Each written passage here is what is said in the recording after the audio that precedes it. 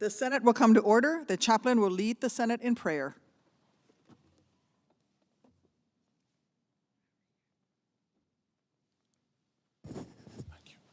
Let us pray. Eternal Lord God, the center of our joy, thank you for a safe return to Capitol Hill and for more opportunities to strengthen our nation and world. Remind our lawmakers that you continue to stand in the shadows, ensuring the success of your prevailing providence. Lord, may these servants of freedom in the upper chamber of our legislative branch never forget that their times are in your hands, for you are able to accomplish more than they can ask or imagine. Permit these thoughts to provide them with peace that the world can neither give or take away. We pray in your loving name. Amen. Please join me in reciting the Pledge of Allegiance to the flag. I pledge allegiance to the flag of the United States of America and to the republic for which it stands, one nation, under God, indivisible, with liberty and justice for all.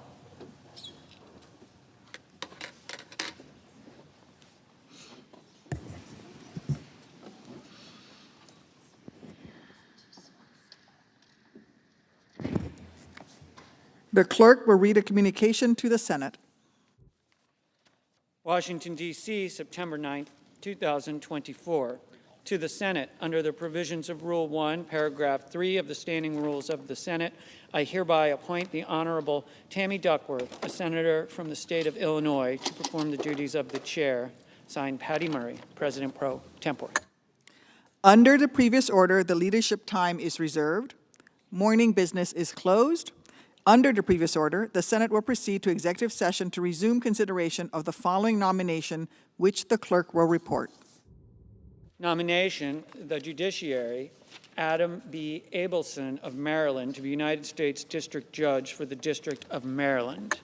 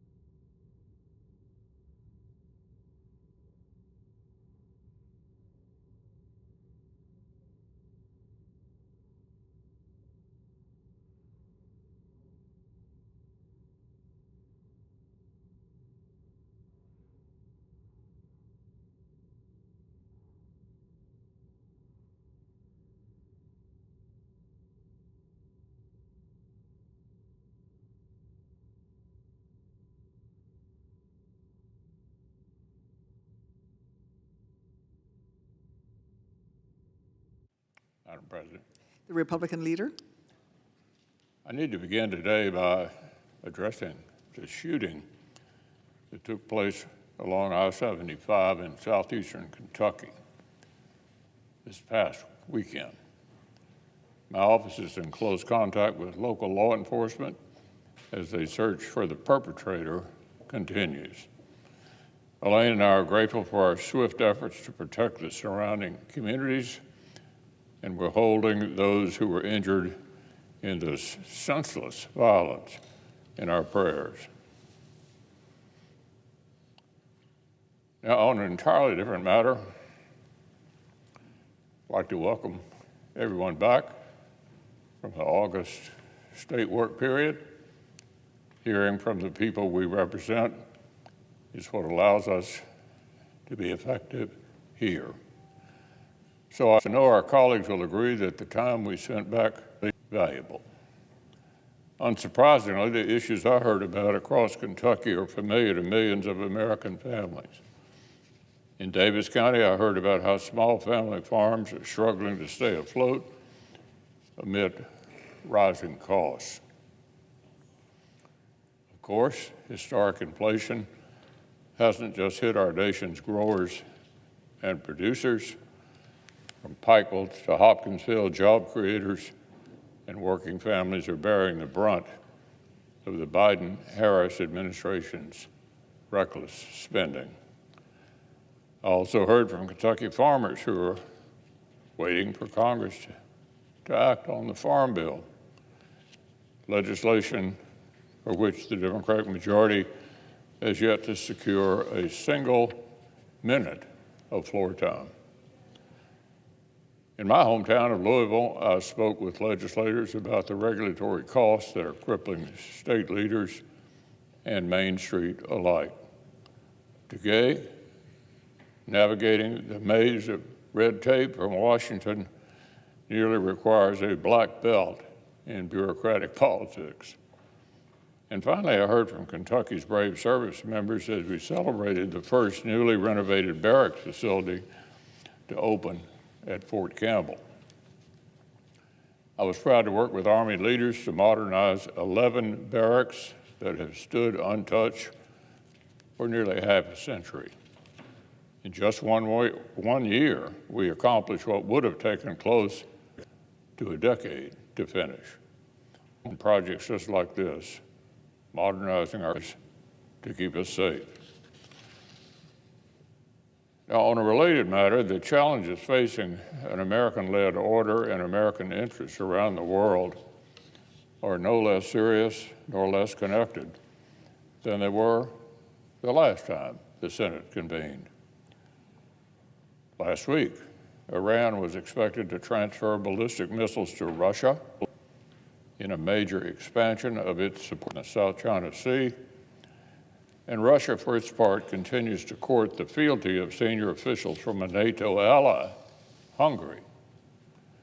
And our adversaries' advances have been compounded by the West's own inaction, distraction, and astonishing lapses in moral clarity.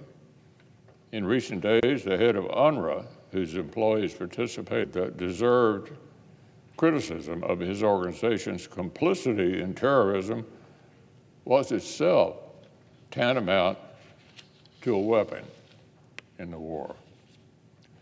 The Foreign Secretary of the United Kingdom's new government announced a suspension of some 30 licenses of military aid to Israel, just as the world's only Jewish state buried hostages, including a young American citizen.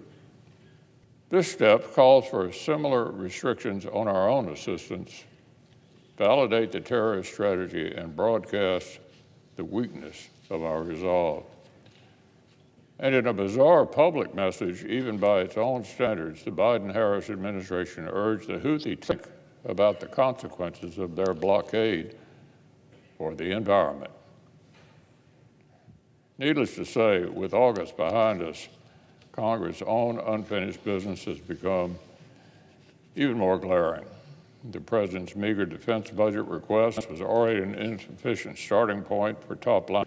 Today, constraints on Congress' ability to provide for the common defense against discretionary spending even more reckless. Meanwhile, continued failure to process the must-pass National Defense Authorization Act puts the lie to any suggestion that the Senate Democratic majority is focused on urgent business. The authoritarians conspiring to supplant American-led peace and prosperity did not ease up while the Senate was in recess. Our adversaries are resolved to exploit American weakness and hesitation, and we've given them quite enough. I suggest they have the quorum. The clerk will, Hold.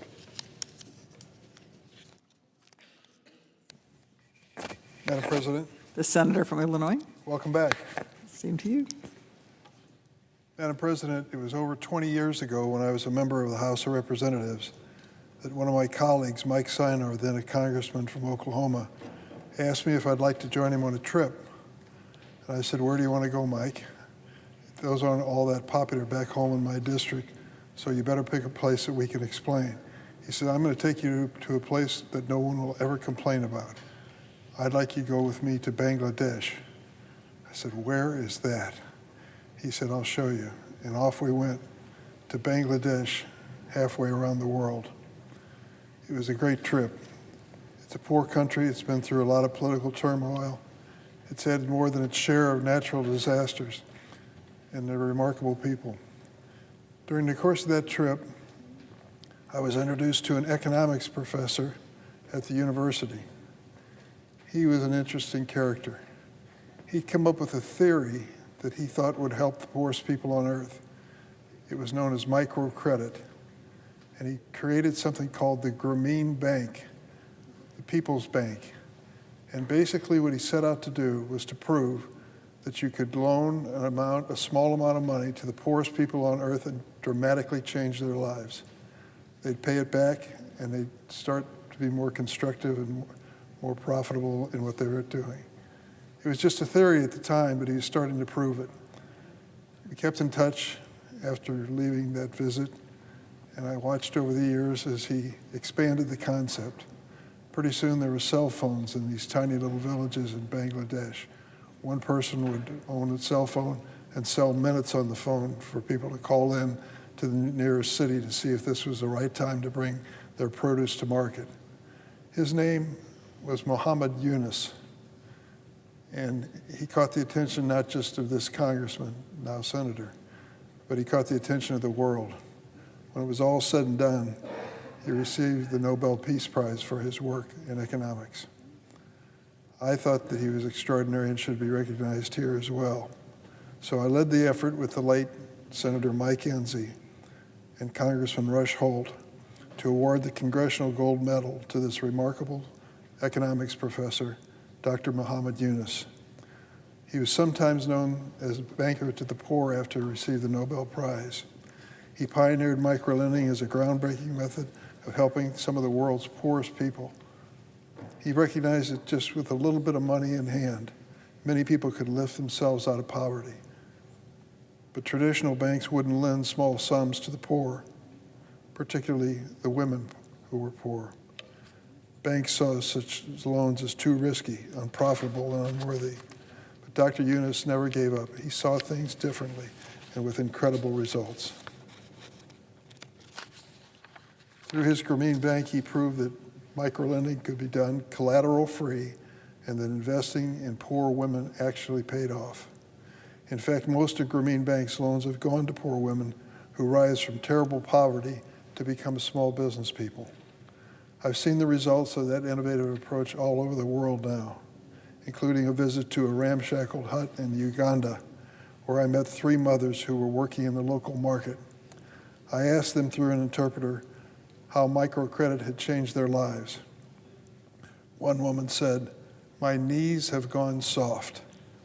I didn't understand what she meant. I asked her to explain. She said, "Before I got my microcredit loan, which gave me a chance to go to the market and make a little money, I used to have to crawl on my knees to beg my husband for money to feed the children. I don't have to crawl anymore. My knees have gone soft." I'll never forget that exchange. In recent decades, more than 140 million people on 5 continents have received microloans with incredible repayment rates and success. Quite simply, Dr. Muhammad Yunus's ideas changed the world and helped earn him that Nobel Peace Prize. Tragically, his ideas also earned him the wrath of the Bangladeshi Prime Minister Sheikh Hasina, whose government harassed Dr. Yunus for years with questionable legal charges and threatened jail time. So imagine my surprise last month, just a few weeks ago during this break. Hasina finally resigned as the Prime Minister of Bangladesh amid massive public protest, and the students who were leading the protest demanded that the leader of their country be no one other than Dr. Muhammad Yunus, the same economics professor I met more than 20 years ago. They asked him to create a caretaker government and hold new elections, which he's in the process of doing. I called him on the phone when I heard of his good fortune and the fact that he is now the leader of that nation. I asked him what I could do to help, and he says, we need so much help to stabilize the economy and to move forward in this poor nation. I'll be coming to the United Nations in the next few weeks, and I hope to get a chance to see him. I hope he can make it down here to Washington. He was upbeat. He believes that the people of that country are prepared now to rise to this historic opportunity. I'm going to offer my full support to him today. I believe in him. I did 20 years ago, and I do today. I urge President Biden to support him as well. I know Dr. Yunus has the best interests of the Bangladeshi people at heart and will do his utmost in this challenging time. Madam President, on another topic, last weekend we learned of even more heartbreak in the Middle East, specifically that 6 innocent Israeli hostages had been executed by Hamas, even as the talks were ongoing for their release.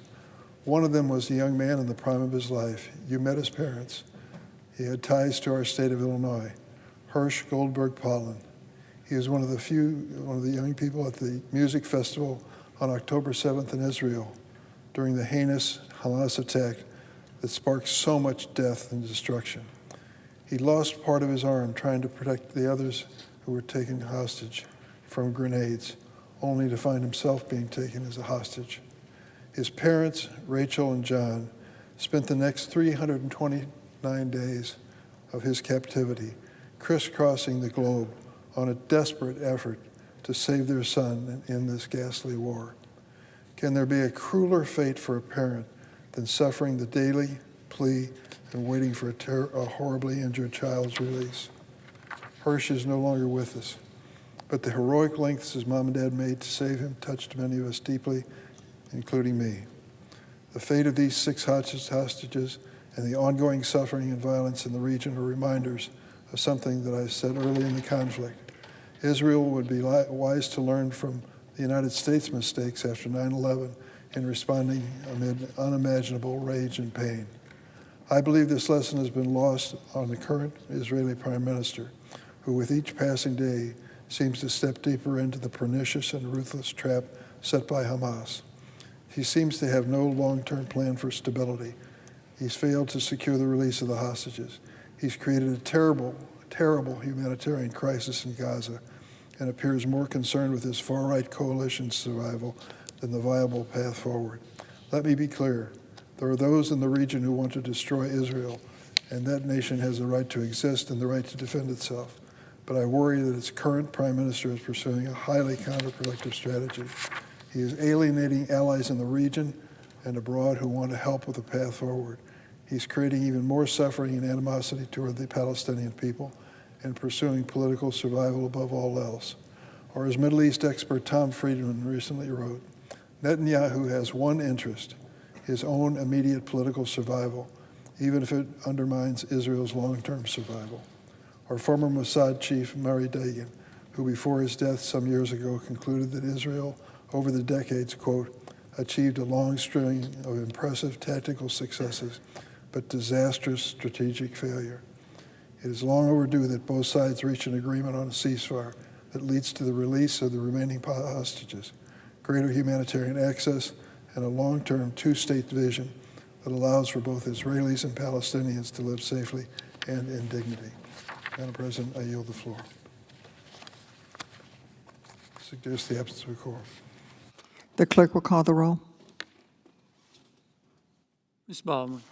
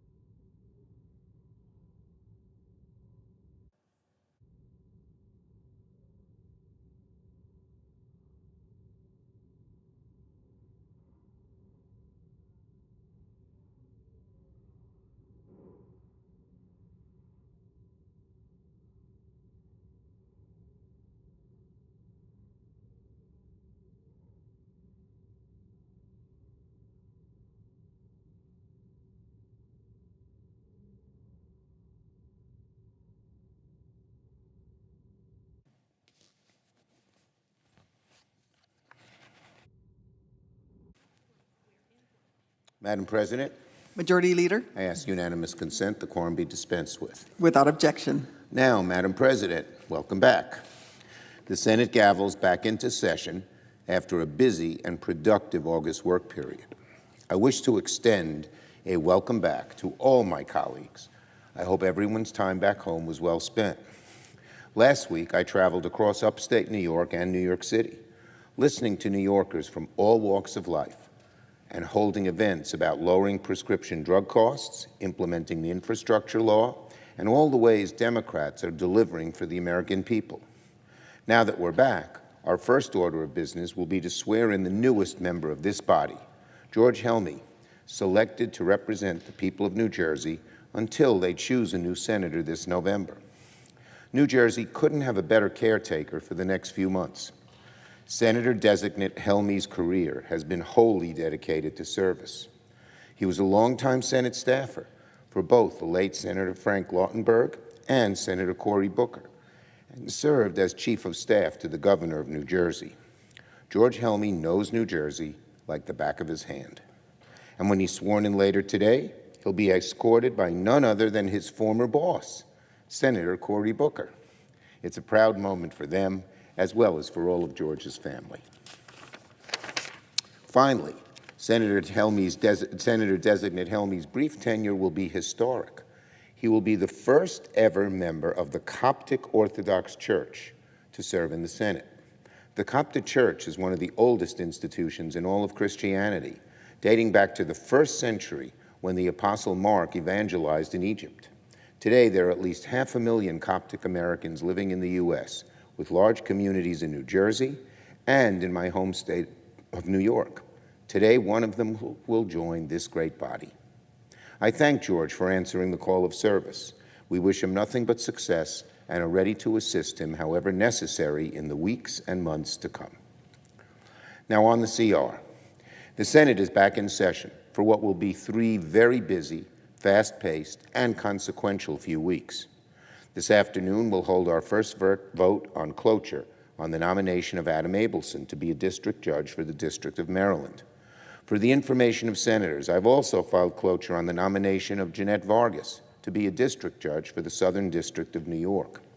For the rest of the week, and for the rest of the work period, we'll be confirming more of President Biden's outstanding judicial nominees. And now, as everyone knows, one of the most important things we must do this work period is avoid a government shutdown. Today is September 9th.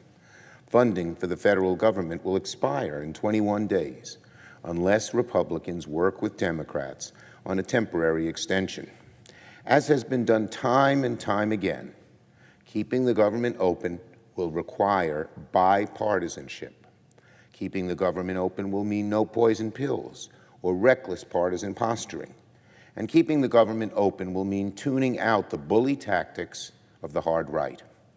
Sadly, our House Republican counterparts are not off to a promising start. Last week, House Republicans released, without even consulting the Democratic leaders of the House and Senate or the President, a 6-month CR that is transparently unserious and seemingly designed for scoring political points instead of avoiding a shutdown. In fact, Madam President, it is so unserious that the White House has already issued a veto threat. It's a shame that the House of Representatives is once again wasting time catering to the hard right, instead of doing the hard work of responsible bipartisan governance. Speaker Johnson's slapdash continuing resolution isn't a serious effort to fund our government. If House Republicans were serious, they would sit down and craft a bill in a bipartisan fashion, consulting with me, the House Democratic leader, and the White House. And they would consult a bill that, in a bipartisan fashion, would actually achieve our common goal of funding the government. If House Republicans were serious, they would not kick the can down the road for a half a year, jeopardizing our military readiness and troop pay, and interrupting critical domestic investments. If House Republicans were serious, they would work across the aisle to craft a CR that does not allow a lapse of critical health care programs like community health centers. They would work with the Senate to make sure we extend vital programs that protect our border and our economy, like E-Verify and H-2B visas.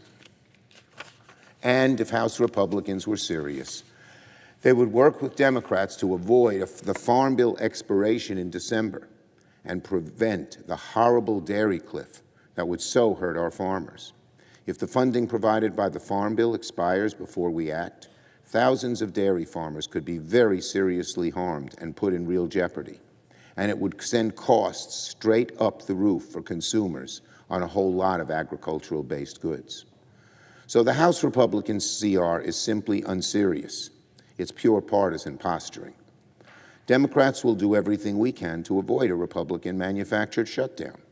We are ready to work on a bipartisan bill that will keep the government open. Any extraneous provisions that hinder that goal should be set aside. Despite all this, Speaker Johnson knows deep down that he needs to work with Democrats to get anything done, because that's been true this entire time.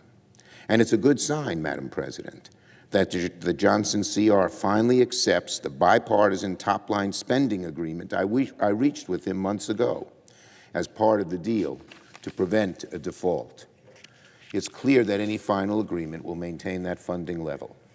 So let's stop wasting time and put together a bipartisan funding plan that fulfills our obligations to prevent a costly and unnecessary Republican government shutdown. Now, in the work period, everyone knows that an election is just around the corner, but senators still have a responsibility to make progress wherever possible on bipartisan issues that will help the American people. There's much we can still accomplish if Republicans give us their cooperation and keep alive the bipartisan momentum that we had in July when we passed COSA and COPPA. There's more work to do on the NDAA, on rail safety, on lowering the cost of insulin prescription drugs, on artificial intelligence, and keeping health care costs low. We may not be able to get all these things done before the election, but I urge my colleagues to make the most of this work period so we can set ourselves up for success for the rest of the year. Bipartisan compromise is hard, harder these days than it's been in the past. But we've seen time and time again in these last 2 years, it can be done. Bipartisanship has prevented pointless and painful government shutdowns. Bipartisanship saved the full faith and credit of the United States. Bipartisanship has rescued Ukraine from defeat on the battlefield. And bipartisanship led to the monumental passage of the kids' online safety legislation.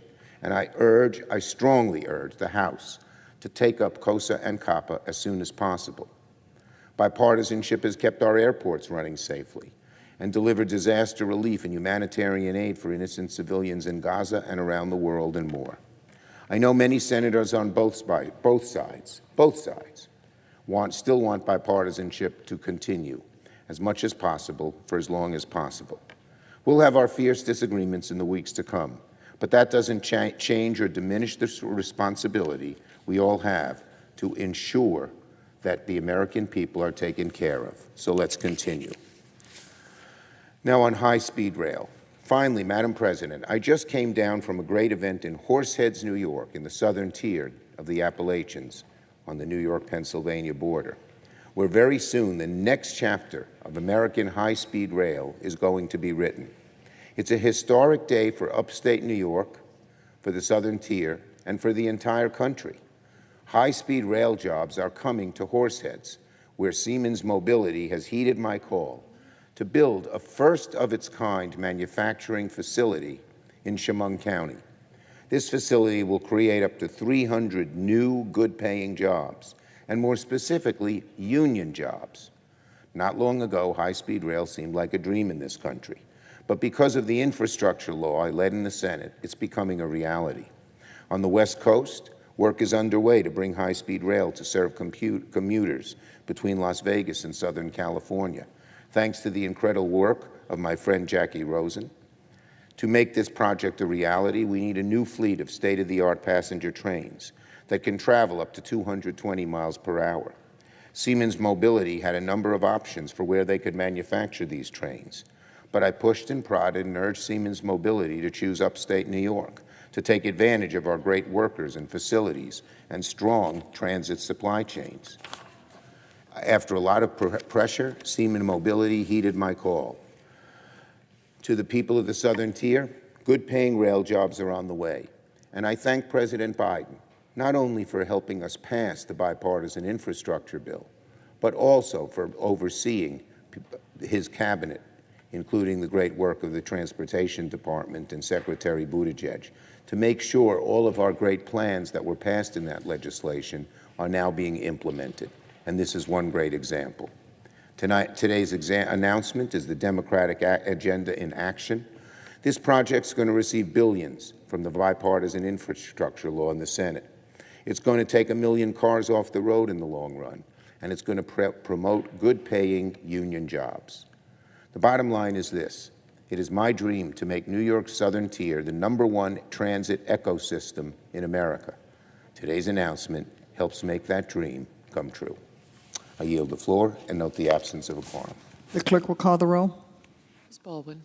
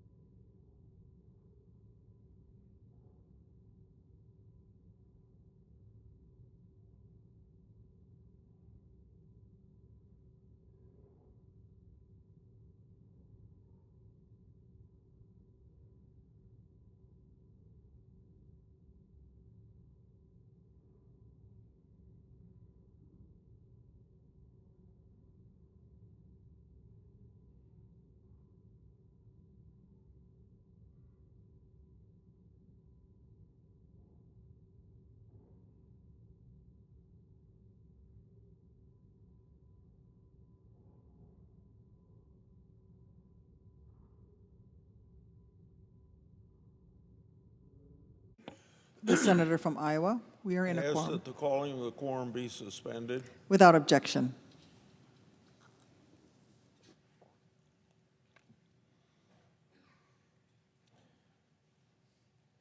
As Iowans have come to expect of this senator, in August I finished my annual 99 county meetings, holding at least one Q&A meeting in every county across my home state.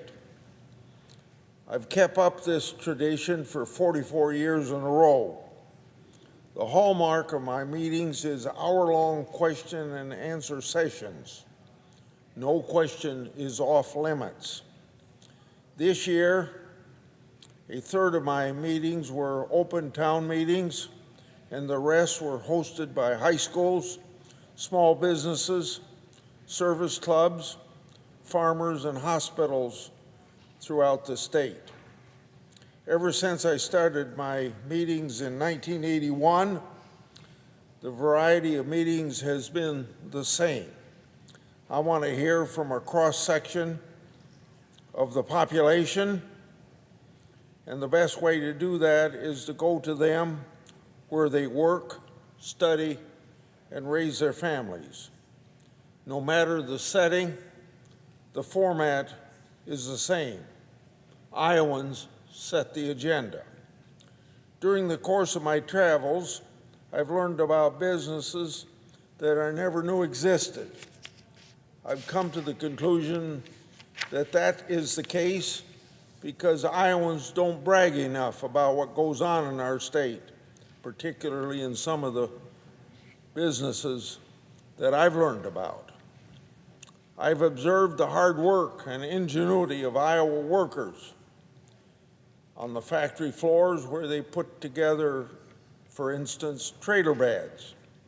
I learned about infant formula being made in the town of Allerton, population 430. The heart and might of rural America is inspiring, though it doesn't come without hardships, especially as Iowans face low commodity prices and the absence of a new 5-year farm bill. One purpose of my meetings is to keep my finger on the pulse of Iowans and the issues that impact them the most. This year, I was struck by the number of people who told me about the high cost of living, how it's making it hard to put food on the table, and how it makes it hard to pay their utility bills. Iowans are hurting from the high cost of food at the grocery store, up 21% since President Biden and Vice President Harris took office. Iowans ask about illegal immigrants flooding across our border. For the last 3.5 years, they see migrants crossing the Rio Grande. They see it on television almost every night, and that has added up to the tune of about 10 million people on the Biden-Harris's watch. Long before I came to Congress, a law was passed to make entering our country without our country's permission illegal. Iowans can't make sense of an open border policies of the Biden-Harris administration. They implore me to secure our border and to protect American citizens. Protecting the American people is the #1 responsibility of the federal government. Unfortunately, we have a president who is not upholding his oath to faithfully execute the laws. At a town meeting, someone from the back of the room will often shout, "How come you guys in Washington, D.C. can't do something about the problem at the border?" My answer there is too much partisanship, but Republicans and Democrats work together a lot more than you would think. I'm fighting for the family farmer and the 57,000 across the aisle from Illinois and Minnesota, or take my work with Senator Cantwell to rein in pharmacy benefit managers, PBMs we call them in this town. An attendee at my Osceola town meeting told me their medicine went up from $300 to $1,000. When you tack this on top of the inflation of the last 3 years, you can understand the pain in their eyes when they plead with me to lower the cost of prescription drugs. It's one of my top priorities, and I'm not going to give up until the job is done. Too often, Americans feel Congress doesn't understand the challenges facing their families. The best way to reduce this cynicism is to look your constituents in the eye and listen to them. For more than 4 decades, that's what I've done. Once I've hit all 99 counties, you may think that's the end of my touring the state and listening to Iowans, but I look forward to many more Q&As between now and the end of this year. Representative government's a two-way street. Those of us elected are one half of that process. Our constituents are the other one half of that process. And dialogue is the essence of representative government. I believe my 44-year track record to show my commitment to holding up my end of the bargain. And I want to thank every Iowan who comes to my county meetings. For those who can't get to the meetings, I remind Iowans my door is always open. That most often happens by people sending me emails, calling my office, or writing a letter. I want to tell them, as I do at every meeting, you'll get a response, and if you don't get a response, let me know, because you're entitled to an answer, and if I promised you an answer, I want to make sure you get one. I look forward to starting my 45th year of holding my 99 county meetings when 2025 comes around. I yield the floor.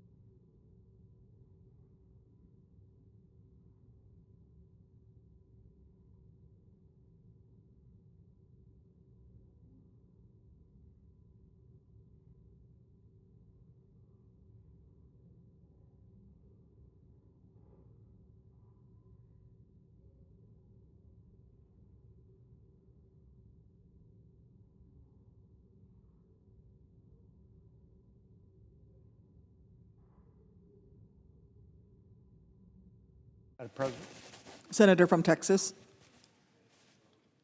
Madam President, we are not in a quorum call, are we? We are not. Thank you.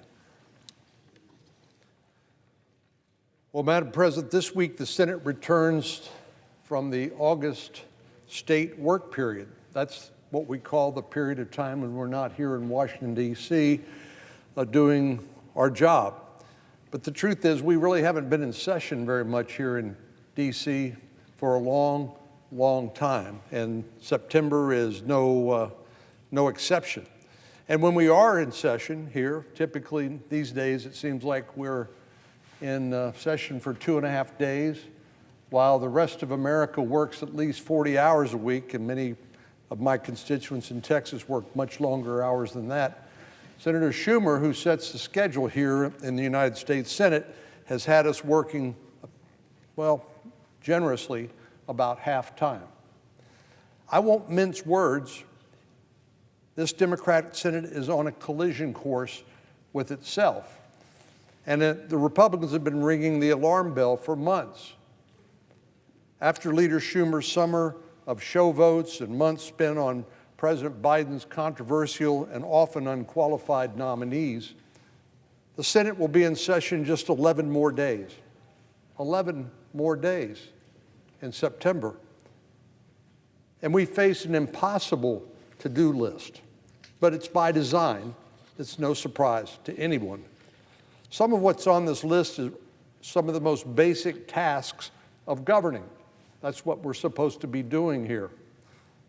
But I'm not confident we'll be able to even get that done in a timely manner. The first on my list is the National Defense Authorization Act, something we've done more than 60 years in a row. The Senate Armed Services Committee did its job in a bipartisan fashion, and they completed their work weeks ago before we adjourned. But what did Leader Schumer decide to do? He declined to bring the bill to the floor, opting instead to have our last vote of the work period to be an unserious effort at sweeping tax legislation that was never even marked up in the Senate Finance Committee. He knew it wouldn't pass, but that wasn't his purpose. It was just a show vote. In contrast, this defense authorization bill has gone through a bipartisan process that included hearings, markups, and hundreds of amendments. Chairman Reid, a Democrat, Ranking Member Wicker, a Republican, and our colleagues on the Senate Armed Services Committee have done their job. They put countless hours into this crucial legislation, which will help modernize our nation's defense and support our volunteer service members and their families. But the majority leader gave them the Heisman, hampering our military's ability to plan ahead and address the myriad threats that we face from every corner of the globe. I join those in saying we have never had a more dangerous time in this world we live since World War II. And you would think the Defense Authorization Bill, which was focused specifically on maintaining our military superiority and deterring aggression, you would think that would be top of the list of things to do, but not in this Senate. The Defense Authorization Bill deserves to be the #1 priority in this chamber, as it has been for more than 6 decades, and it needs to come to the floor as soon as possible. Anything less is an affront to the men and women who put their lives on the line for our safety, both here at home and abroad. Unfortunately, that's not the only train headed down the tracks. We need to pass a government funding bill before the end of the month. This is part of the predictable shutdown drama that seems to eat up so much time here in Washington, D.C., unnecessarily, I might add. There's no reason to do this, except the cause is putting everything off to the end, not in the interest of transparency or in the interest of a regular process that our constituents can watch and comment on. This is trying to jam spending, about $1.5 trillion of spending, through without going through the normal appropriations process. Despite the Democratic leaders' light summer schedule, the Appropriations Committee, again, has done its work in a bipartisan fashion. Good for them. As of today, they've passed all but one of the annual funding bills. Again, congratulations to the bipartisan partnership of Chairman Murray and Vice Chair Collins. We have a great place to start voting on these bills. We had one starting back in July if we had been given an opportunity. But the majority leader, as we all know, is the only one who can schedule floor votes in the Senate, and he showed zero interest in doing so then, and he doesn't seem to be particularly interested in taking up this bipartisan committee product anytime soon.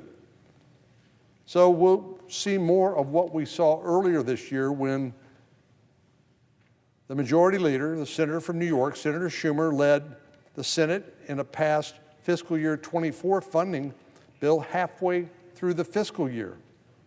This is no way to run a railroad or the nation's and world's greatest deliberative body. I hope we can turn to passing these bipartisan appropriation bills as soon as possible. Keeping the lights on, paying the bills, is the most basic function of the government. But yes, there's even more on our to-do list. We have a looming deadline of September the 30th to pass the Farm Bill. I was glad to have a chance to go to the Rio Grande Valley, one of the most prolific parts of the state of Texas when it comes to growing agriculture. Agriculture then that's exported to the rest of the country and around the world. Ranking Member Boozman joined me in the Rio Grande Valley. Of course, we know him as a fierce champion for American agriculture, and I was glad to travel with him to McAllen and Mission, Texas. And we listened to farmers and ranchers about the importance of passing a timely and strong farm bill. But the majority leader's schedule, or lack thereof, can't stand in the way of making progress on something like this. We depend on our agricultural industry to put food on the table and clothes on our back. They deserve some predictability, some certainty, not just another can kicked down the road. The Democratic-led Congress has been one of inaction. We've wasted an enormous amount of time turning what should be a marathon into an unnecessary sprint. Strengthening our national defense, ensuring the government pays the bills, supporting our agriculture sector. These are the ABCs of governing, and we're not doing it. 11 more legislative days remain to get that work done. It's an impossible schedule, but it's completely by design and completely preventable. Leaving this work until the end of the year and taking yet another break for the month of October so Democrats can campaign is not a way to govern. The American people look to Washington, and particularly the United States Congress, and they see dysfunction. They know things aren't working the way they should, but that's because of a failure of leadership starting right here in the United States Senate. And I hope, as a result, they will choose new management come November. Madam President, this chamber isn't the only place that Democrat dysfunction is on full display. I spoke a few months ago about the Biden-Harris administration's Department of Education bungling the rollout of this year's free application for federal student aid, or FAFSA. Every young person who is going to college needs to fill out a free application for federal student aid, or they may not be able to go to the school they want to go to. They may not be able to afford it. This document determines the financial aid students will receive through loans, grants, scholarships, and work-study programs.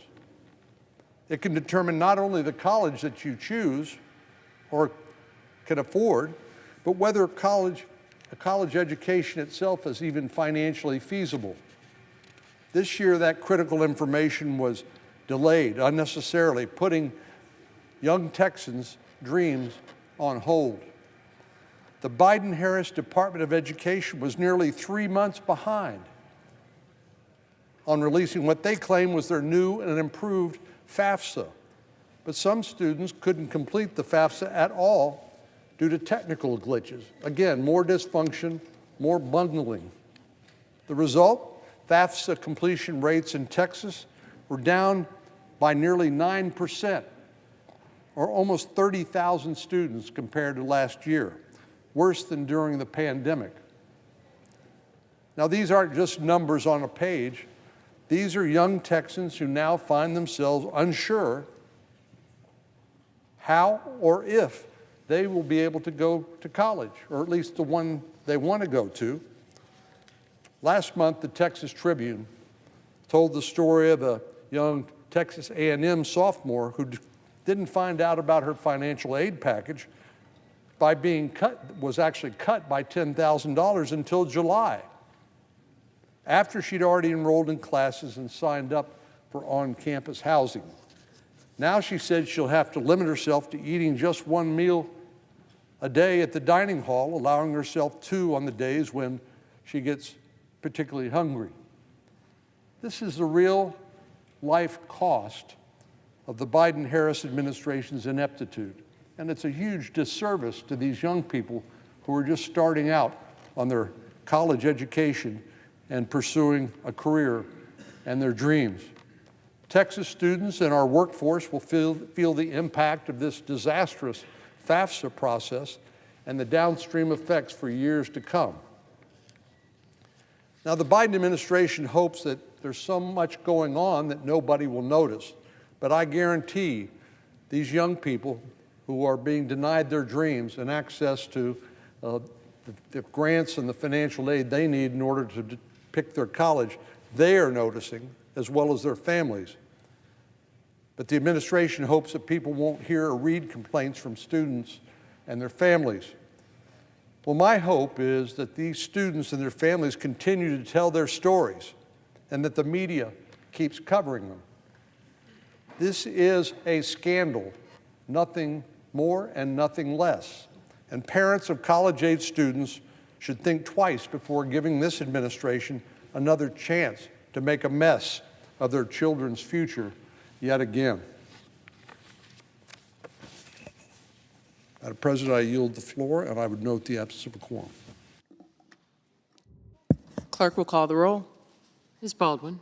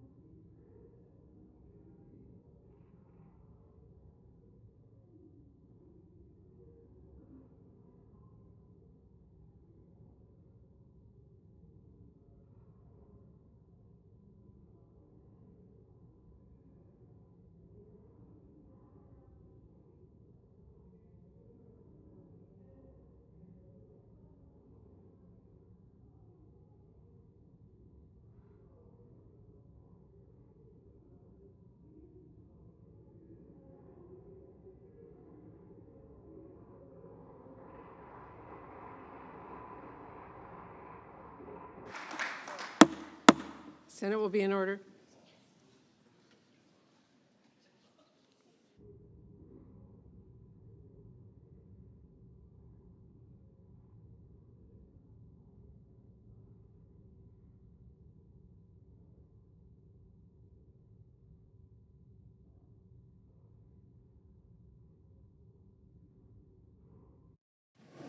Madam President, The Majority Leader is I ask recognized. unanimous consent the quorum be dispensed with. Without objection, so ordered. The Chair lays before the Senate a certificate of appointment to fill the unexpired term created by the resignation of former Senator Robert Menendez of New Jersey. The certificate, the Chair is advised, is in the form suggested by the Senate. Hearing no objection, the reading of the certificate will be waived and it will be printed full in the record.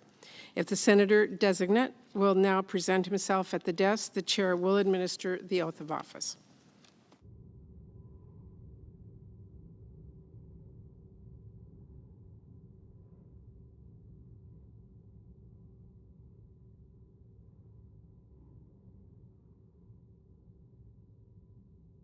Your right hand. Do you solemnly swear that you will support and defend the Constitution of the United States against all enemies, foreign and domestic, that you will bear truth, faith, and allegiance to the same, that you will take this obligation freely, without any mental reservation or purpose of evasion, and that you will well and faithfully discharge the duties of the office on which you are about to enter? So help you God. I do. Congratulations. Thank you. Congratulations.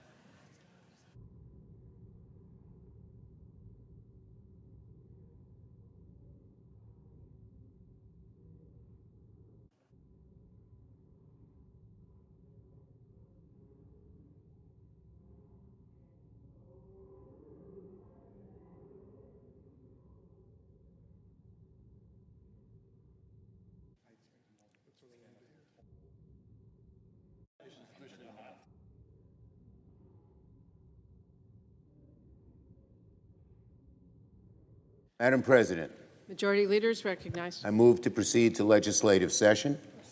Questions Before on the motion? I just want to say a word of congratulations to our new senator. I spoke on the floor earlier. He's going to be a great addition, and it's another ceiling being broken. He is the first member of the Coptic Church to become a senator in the United States of America. So it's one of the oldest Christian denominations ever. So welcome. Okay, Madam President, I move to proceed to legislative session. Question is on the amendment? On the motion. All in favor say aye. Aye. Opposed, nay. Ayes appear to have it. The motion, ayes do have it. The motion is agreed to. I move to proceed to executive session to consider Calendar 780. Question is on the motion. All in favor say aye. Aye. Opposed, nay. Ayes appear to have it. The ayes do have it. The motion is agreed to. Clerk will report the nomination. Nomination, the judiciary, Mary K. Lanthier of Vermont to be United States District Judge for the District of Vermont. I ask, oh, no. Motion to the desk. Clerk will report the cloture motion.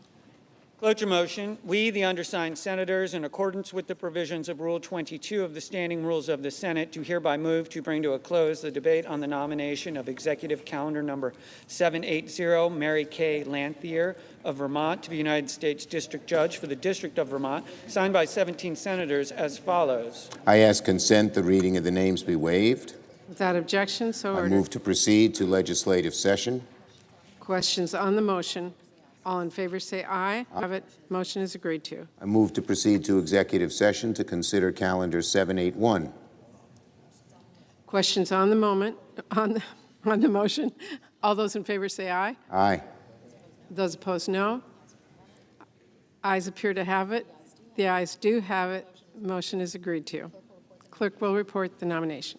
Nomination, the judiciary, Laura Marguerite Provenzino of Minnesota to be United States District Judge for the District of Minnesota. I send the cloture motion to the desk. The clerk will report the cloture motion. Cloture motion, we, the undersigned senators, in accordance with the provisions of Rule 22 of the Standing Rules of the Senate, do hereby move to bring to a close the debate on the nomination of Executive Calendar Number 781, Laura Marguerite Provenzino of Minnesota to be United States District Judge for the District of Minnesota, signed by 17 senators as follows. I ask consent the reading of the names be waived. Without objection. I ask unanimous consent the mandatory quorum calls for the cloture motions filed today, September 9th, be waived. Without objection, so ordered. The quorum. Clerk will call the roll. Ms. Baldwin.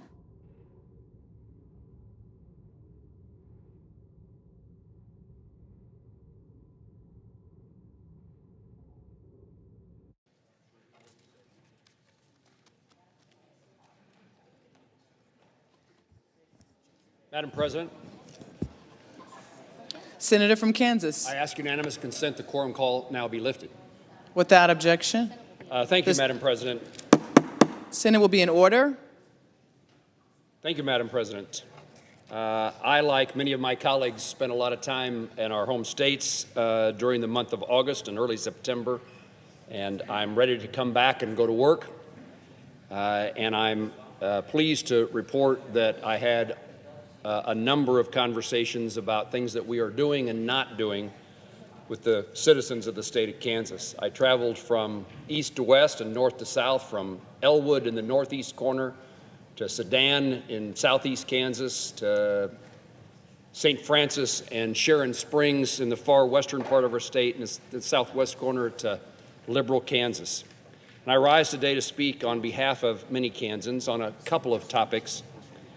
I would tell my colleagues that many of my constituents are angry and afraid of potentially losing their homes, farms, and businesses and their land as a result of the Department of Energy's proposed national interest electric transmission corridor. During August, the Kansans from across the state, but particularly those who are in line for this corridor, raised their concerns with me about this proposal, and that it would give way to a large-scale federal government intervention in rural America, in rural Kansas. One woman in Downs, Kansas, shared how her home sits within the proposed corridor, and she's fearful of how the proposed transmission line would impact her family.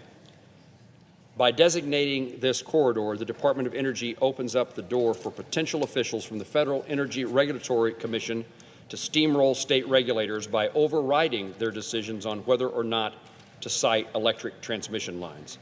The federal government should not be in the business of condemning land for eminent domain, especially for a transmission project that was rejected by a state regulator. Kansans know these decisions should not be made by folks in Washington, D.C. who live hundreds and hundreds of miles away. That's why I'm introducing legislation with Congressman Tracy Mann, my successor in the 1st District of Kansas, to prevent the federal government from possessing landowners' property without their consent for these transmission projects.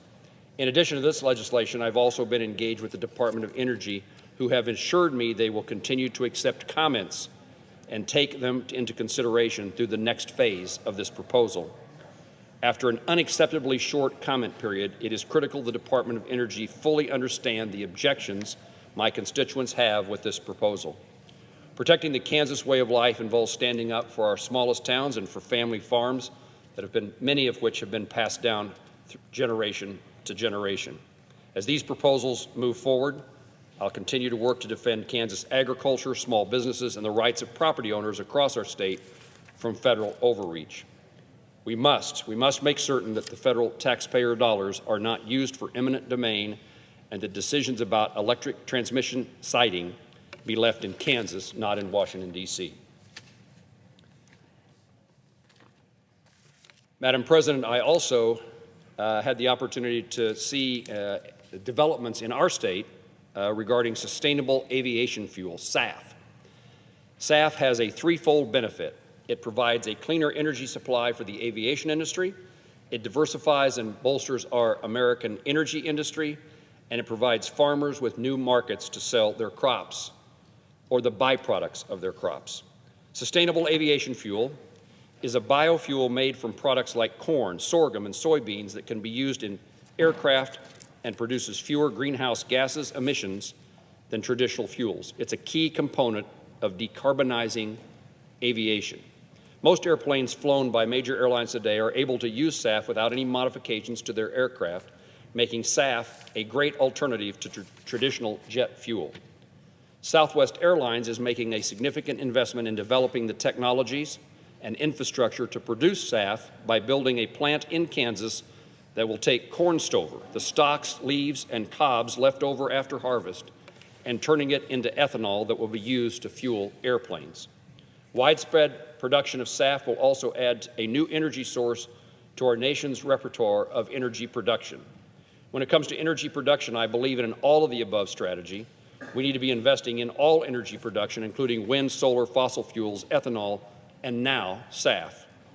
To help spur investment in SAF production, I introduced the Farm to Fly Act, which would help accelerate the production and development of SAF through existing U.S. Department of Agriculture programs. Generating this new fuel source would not be possible without our producers. Agriculture is a critical industry, but also a challenging industry. We need to make certain we are providing our farmers with every opportunity to sell their crops in a variety of markets. To help spur on the development of SAF and other forms of sustainable aviation energy, I'm launching the Senate Sustainable Aviation Caucus with Senator Boozman, Senator Duckworth as co-chairs. The purpose of this caucus is simple: advance our nation's biofuel, energy, and aviation industries in an effort to increase domestic competitiveness, promote national security, and bolster passenger safety.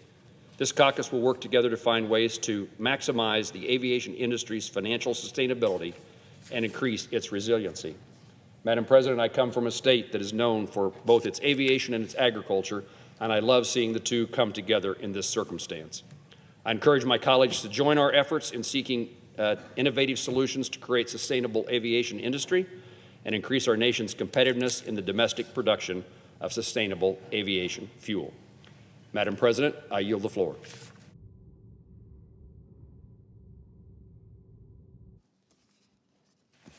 Madam President. Senator from Maryland. Thank you, Madam President. I rise in strong support of the nomination of U.S. Magistrate Judge Adam Abelson to be elevated to become a United States District Judge for the District of Maryland. I join with Senator Van Hollen to recommend this nominee to President Biden. Judge Abelson, who lives in Baltimore and now serves as a U.S. Magistrate Judge in our Baltimore courthouse, has been nominated to fill the current vacancy that occurs due to former Chief Judge James Bedard recently taking senior status. Senator Van Hollen and I worked to establish the Judicial Selection Committee in Maryland, including an open application process. In particular, we sought out highly qualified and diverse applicant pool. Our committee interviewed numerous applicants. Senator Van Hollen and I then personally interviewed several finalists before recommending names to the White House. Madam President, I want to tell you this was an extremely competitive process. We had very large number of well-qualified people who sought to serve as judge in our district court. Judge Abelson rose to the top, and we're very proud to make that recommendation. Judge Abelson has been a United States Magistrate Judge for the U.S. District Court for the District of Maryland since September of 2023. Prior to his judicial service, Judge Abelson worked in private practice of Zuckerman Spatter from 2012 to 2023, rising from associate to partner. He served as a law clerk for both Judge Andre Davis on the Fourth Circuit Court of Appeals, as well as Judge Catherine Blake on the U.S. District Court for the District of Maryland. Judge Abelson received his J.D. magna cum laude from New York University School of Law and his B.A. from Princeton University. Before law school, Judge Abelson served in Santiago, Chile, as a research fellow for the Human Rights Watch. In private practice, He's represented clients in complex civil litigation, white-collar criminal defense, and government investigations. He maintained an active pro bono practice and was deeply involved in the community and legal profession. He served as chair of the American Bar Association's working group on building public trust in the American justice system, in which he worked to develop the ABA's 10 guidelines on court fines and fees. He coordinated its development of the ABA Principles of Law Enforcement body-worn camera policies. He served on the board of the Job Opportunities Task Force, including serving as the vice chair, and served as a board member and officer of the Maryland chapter of the Federal Bar Association. I think you can see, Madam President, that Judge Abelson has been deeply involved in the legal community and in our community in order to be able to properly serve as a magistrate judge. In September of 2023, Judge Abelson was appointed by the bench to serve as a United States Magistrate Judge for the District of Maryland, where he now sits, in Baltimore. As a sitting federal magistrate judge, Judge Abelson presides over preliminary criminal proceedings, including initial appearances, detention hearings, and arraignments. He handles federal misdemeanor offenses and reviews applications for search and arrest warrants, pen registries, and trap and trace devices. On the civil side, he presides over civil proceedings by consent of the parties, conducts settlement conferences in civil lawsuits, and decides discovery disputes and non-dispositive motions. If confirmed as a district judge, he would continue to serve in the same court where he now sits as a magistrate judge and where he has practiced for many years as a private law firm attorney. I think you can see he is extremely well qualified for this position. He has the experience, he has the background to serve as the United States District Court Judge for Maryland. I was delighted to recommend the nomination to Judge Abelson to President Biden, along with Senator Van Hollen. Judicial nominees must meet the highest standards of integrity, competence, and temperament. I am confident that Judge Abelson will safeguard the rights of all Marylanders, uphold the Constitution and rule of law, and faithfully follow the judicial oath to do equal rights to the poor and to the rich. Judge Abelson will serve the people of Maryland well if confirmed for this lifetime appointment. He has a strong legal and judicial qualifications and demonstrates a track record of public service. Let me just say the American Bar Association Standing Committee on the Federal Judiciary gave Judge Abelson's rating unanimously well qualified, which, as you all know, is the highest possible rating. And the Judiciary Committee favorably reported Judge Abelson with a bipartisan vote in July of this year. I know that public service is a family affair and sacrifice, so I particularly want to thank Judge Abelson's family for agreeing to share him with the people of Maryland in the interest of public service. I urge my colleagues in the Senate to confirm his nomination so he can continue to serve the public as a district court judge. With that, I see my colleague, Senator Van Hollen, on the floor.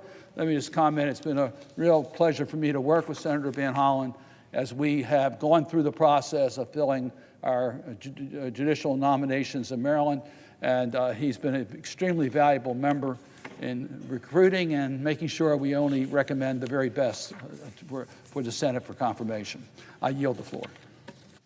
Madam President. Senator from Maryland. Thank you, Madam President. Let me start by thanking my friend and the senior senator from the great state of Maryland for putting together a process that does ensure that we recommend the very best to our colleagues. And I join him in expressing my strong support for the confirmation of Adam Abelson of Maryland to serve as the U.S. District Court Judge for the District of Maryland. And I was honored to recommend his confirmation to the Senate Judiciary Committee, along with Senator Cardin, and very pleased to see the Senate Judiciary Committee support that nomination. Judge Abelson's nomination was put forward by President Biden after Chief Judge James Brodar announced his decision to take senior status in May. Chief Judge Brodar served Marylanders on the district court with distinction for over 14 years, and I want to thank him for his excellent public service and unwavering commitment to the rule of law. Judge Brodar left the Maryland District Court in very capable hands of the now Chief Judge Russell, and we wish him all the best as he continues his leadership. For Judge Abelson, this moment, Madam President, is the next step in a remarkable career shaped by dedication to his community, upholding equal justice under the law, and making a positive impact on the world. His experience is both wide and deep. While in law school, he traveled abroad to promote human rights as a research fellow for Human Rights Watch, where he advocated for victims of the Pinochet regime in Chile and promoted freedom of the press in Argentina and Venezuela. As a fellow at the Department of Justice, he helped to prosecute the perpetrators of genocide in Bosnia and Rwanda. He then clerked for Judge Andre Davis on the Fourth Circuit Court of Appeals and for Judge Catherine Blake on the District Court for the District of Maryland, two judges known and respected for their stellar and distinguished service. Following his clerkships, as Senator Cardin indicated, he was in private practice. He was at the firm Zuckerman Spader, where he rose to the rank of partner and became what some call a legal omnivore, meaning he covered the vast array of territory in the legal realm, working with plaintiffs and defendants in class actions, white-collar criminal cases, investigations, and every step of the trial process. He covered a range of topics, including antitrust, legal ethics, consumer protection, family law, and even one memorable case regarding horseshoe crabs. His diversity of experience is a testament to Judge Abelson's work ethic, which has allowed him to master one highly complex area of the law after another. His colleagues say he was gifted with, quote, a special ability to explain complex legal matters in a way that is readily accessible to everyone. And he fought to ensure that, quote, neither lawyers nor judges lose sight of the humanity of every individual without regard to their resources. In addition to his early work fighting for human rights abroad, Adam has devoted himself to the same principles here at home through pro bono work. Again, his colleagues say, quote, he regularly leapt at the chance to take on matters in furtherance of the public good.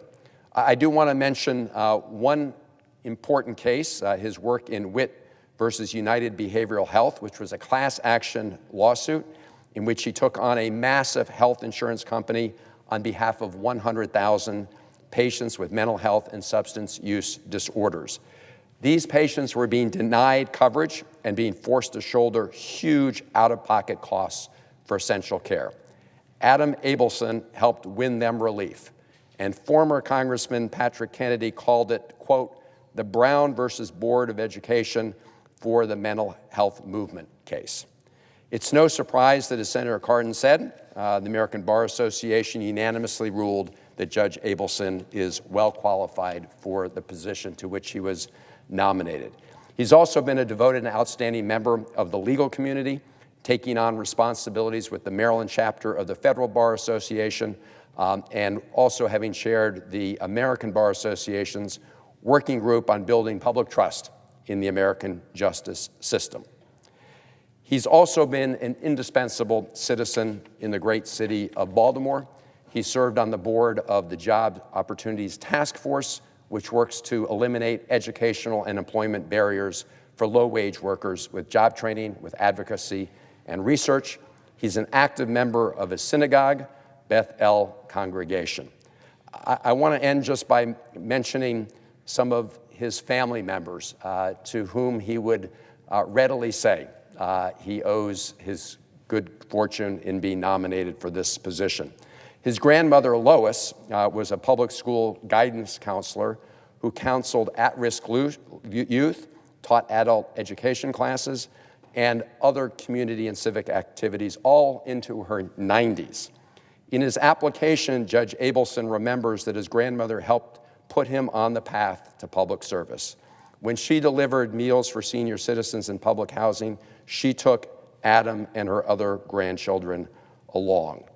She died 10 years ago, but it's clear that her tenacious work ethic and her devotion to justice live on in her grandson.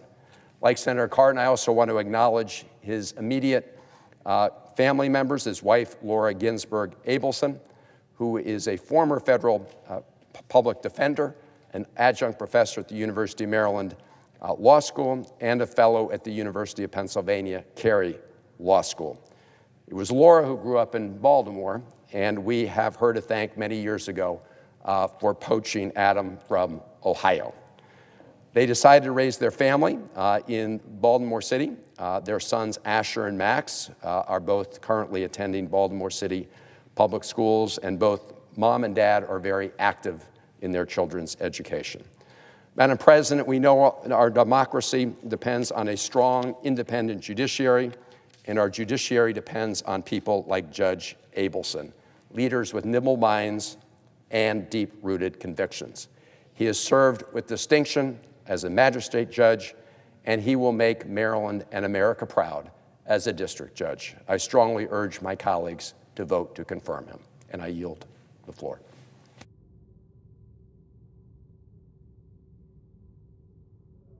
Motion to invoke cloture. Cloture motion. We, the undersigned senators, in accordance with the provisions of Rule 22 of the Standing Rules of the Senate, do hereby move to bring to a close the debate on the nomination of Executive Calendar Number 705, Adam B. Abelson of Maryland, to be United States District Judge for the District of Maryland, signed by 17 senators. By unanimous consent, the mandatory quorum call has been waived. The question is it the sense of the Senate that debate on the nomination of Adam B. Abelson of Maryland to be the United States District Judge for the District of Maryland shall be brought to a close? The yeas and nays are mandatory under the rule. The clerk will call the roll. Ms. Baldwin, Mr. Barrasso, Mr. Bennett, Mrs. Blackburn, Mr. Blumenthal, Mr. Booker, Mr. Bozeman, Mr. Braun, Mrs. Britt, Mr. Brown, Mr. Budd, Ms. Butler. Aye.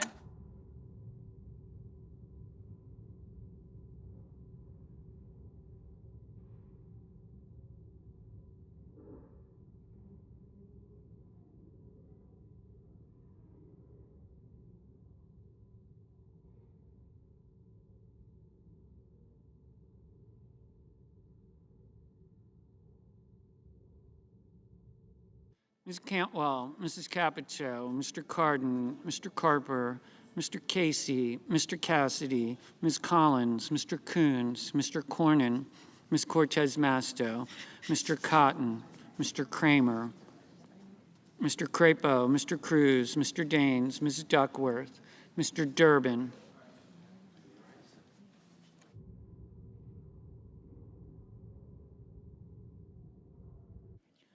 Ms. Ernst, Mr. Fetterman, Mrs. Fisher, Mrs. Gillibrand, Mr. Graham, Mr. Grassley, Mr. Haggerty, Ms. Hassan, Mr. Hawley, Mr. Heinrich, Mr. Helmy, Mr. Hickenlooper, Mr. Rono, Mr. Hoven, Mrs. Hyde-Smith, Mr. Johnson, Mr. Kane, Mr. Kelly, Mr. Kennedy, Mr. King, Ms. Klobuchar, Mr. Langford, Mr. Lee, Mr. Lujan, Ms. Lummis, Mr. Manchin,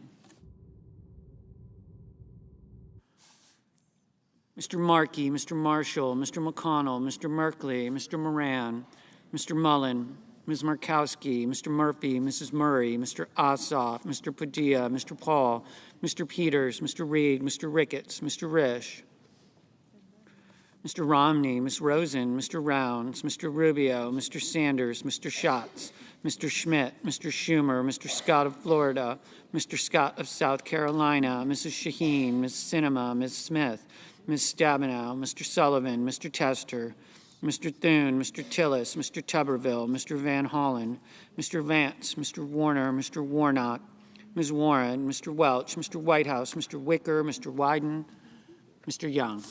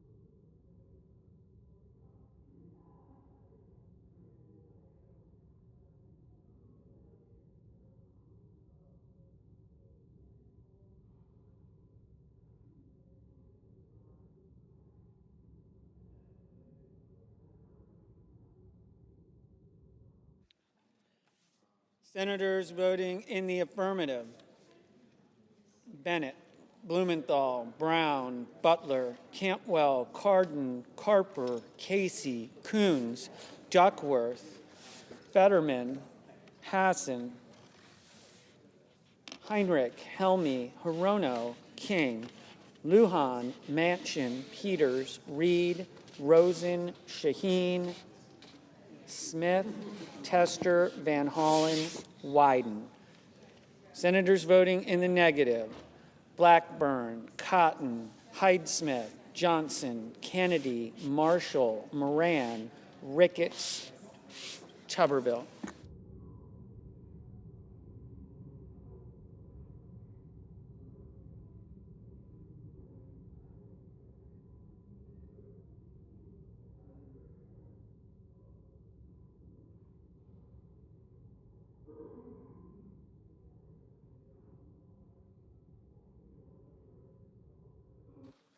Mr. Mullen, no. Mr. Welch, Mr. Welch, aye.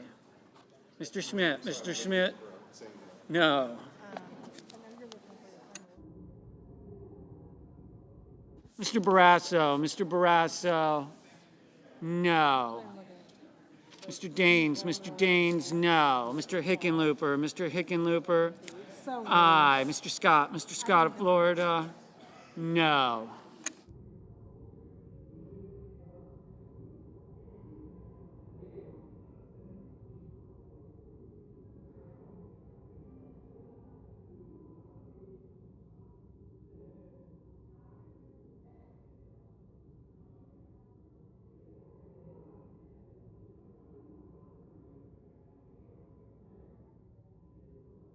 Mr.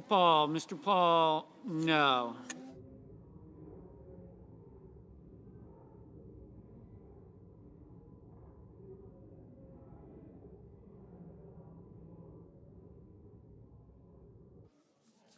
Mr. Kane, aye. Mr. Thune, no.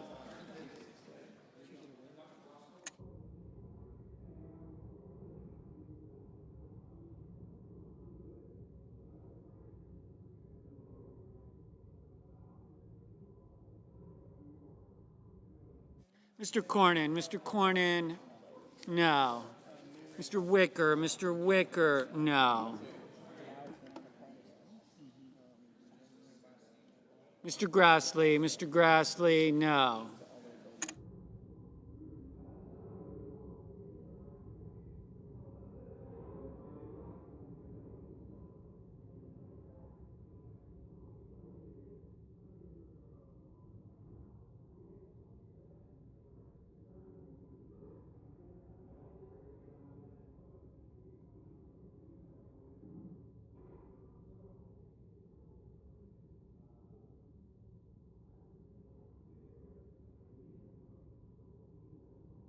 Mr. Warnock, aye.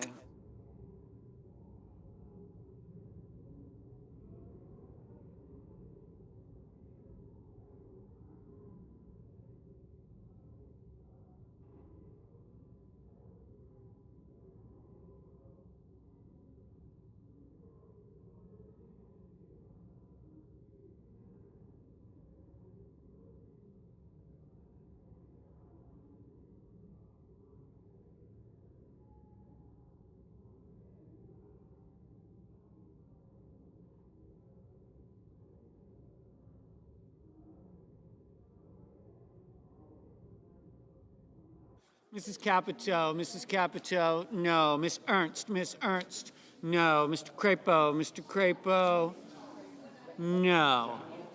Mr. Warner, aye.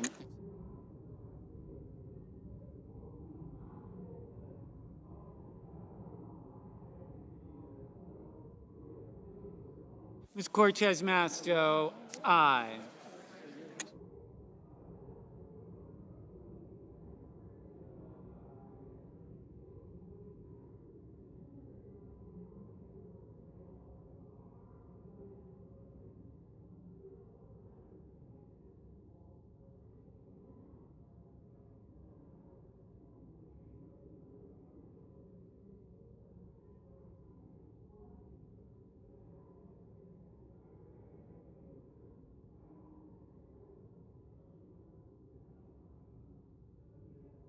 Ms.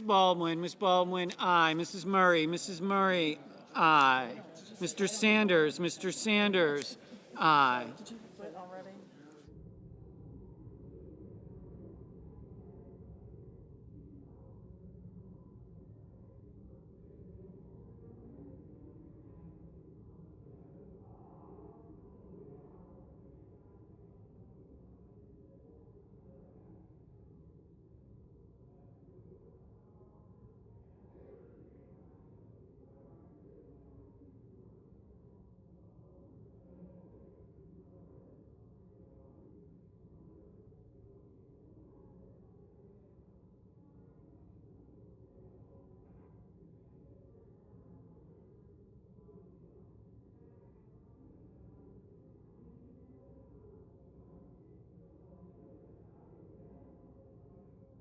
Mr. Lee, no. Mr. Tillis, no.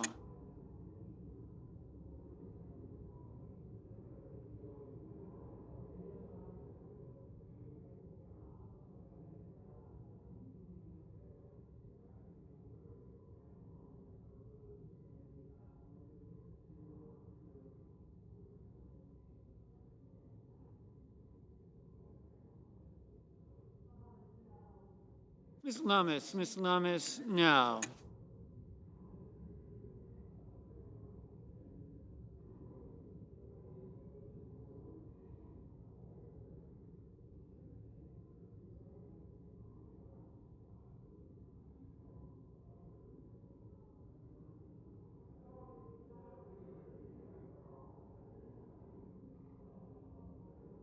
Mr. Murphy, aye.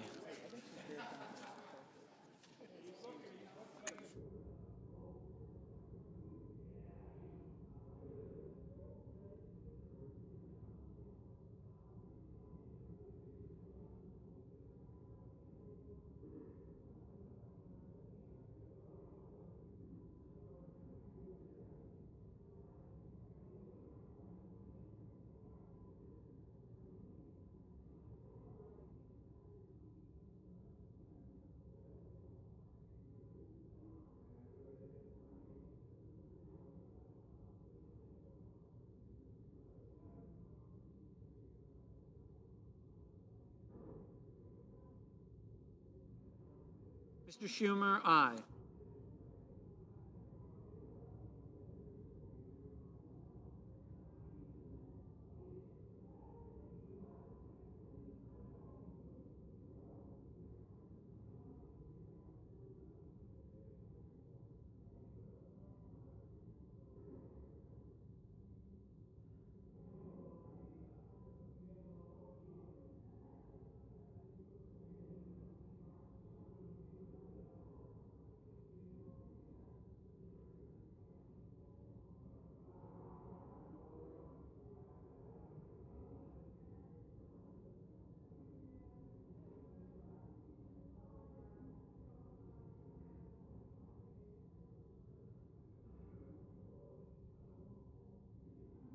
Mr. Booker, aye.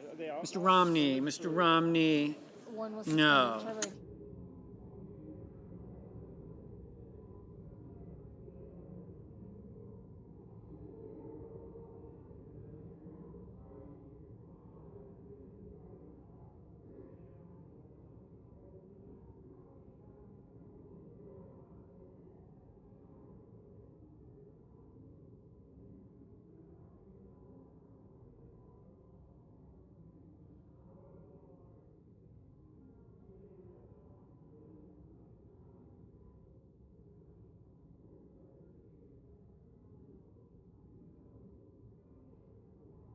Ms. Warren, aye.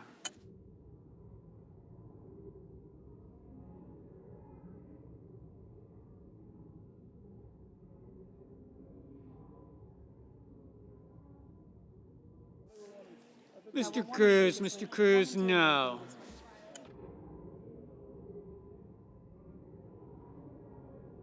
Ms. Klobuchar, aye.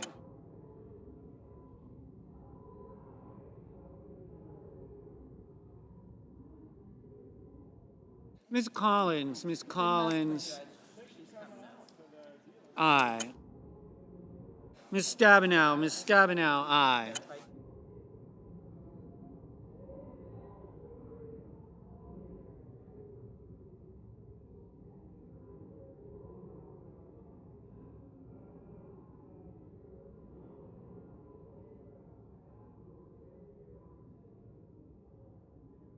Mr. Young, no.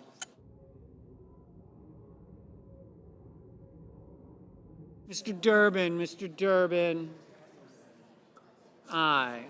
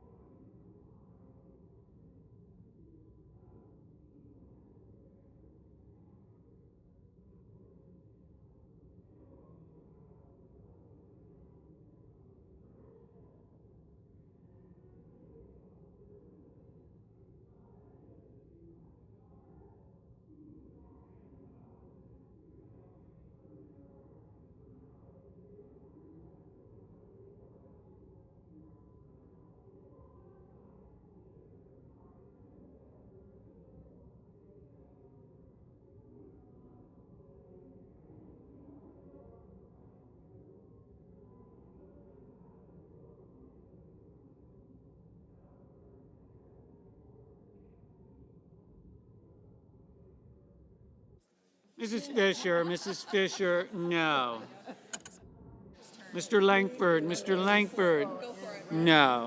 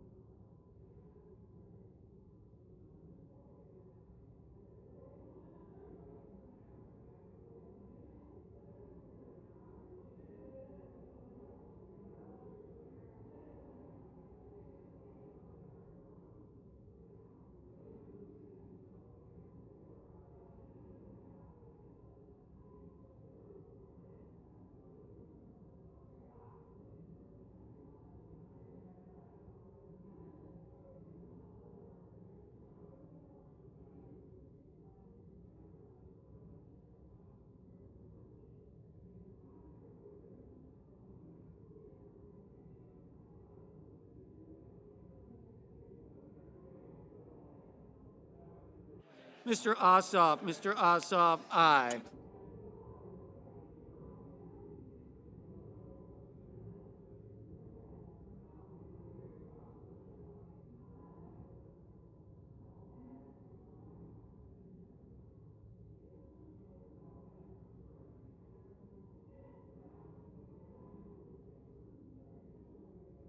Mrs. Gillibrand, aye.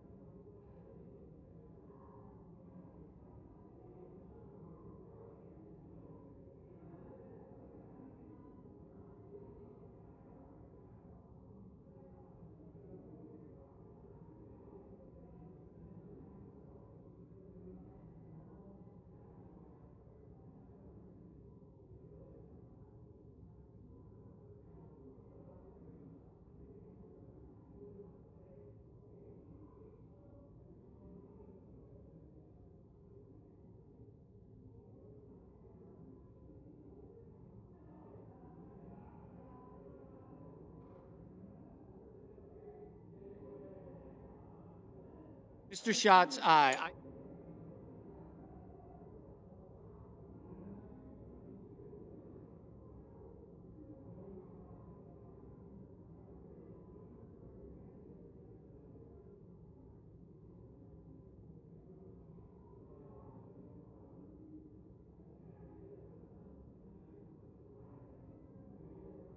Mr. Graham, aye.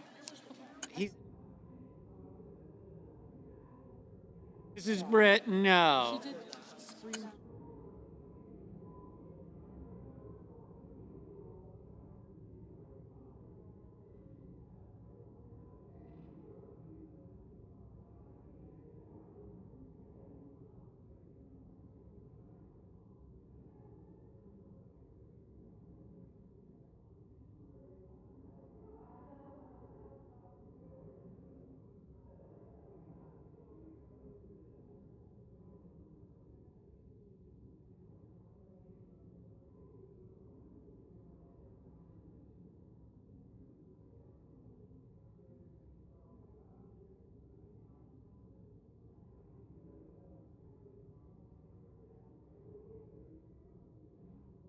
Mr. Cassidy, no.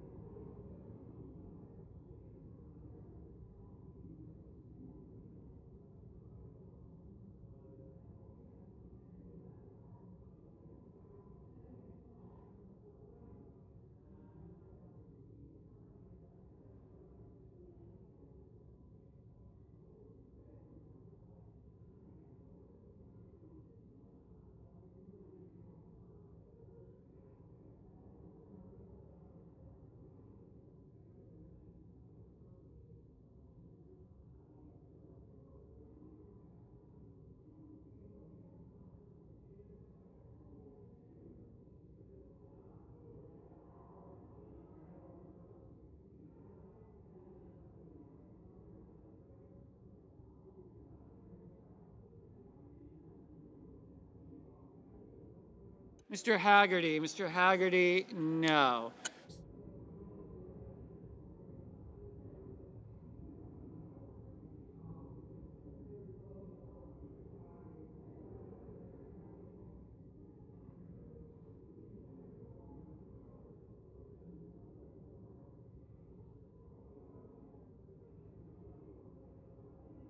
Mr.